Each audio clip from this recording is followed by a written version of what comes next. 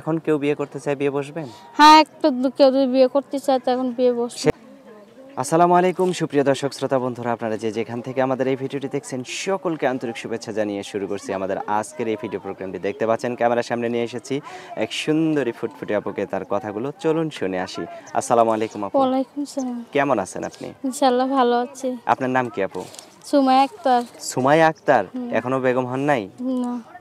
সত্যি বেগম হন নাই? না। বিয়ে হয়ই নাই? না। তা বিয়ে হয় নাই কেন এখনো?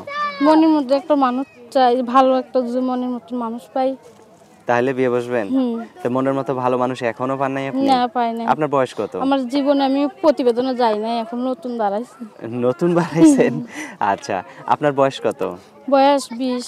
20? তো 20 বছর বয়স হয়ে গেছে, এখনো আপনার বিয়ে হয় নাই কেন? কেন আমার ছোটকালে আমার বাবা ফেলে দিয়ে বিয়ে করে ফেলছে, আমার আম্মুর কাছে থাকে, আমার আম্মু কষ্ট করে মানুষ করছে আমার।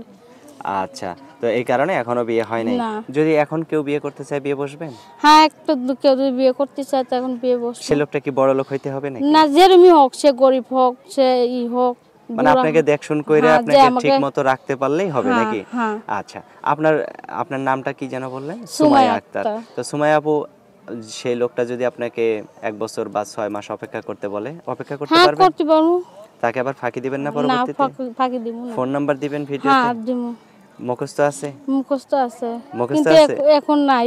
এখন নাই? না। পরে দিবেন? হ্যাঁ, পরে দিব।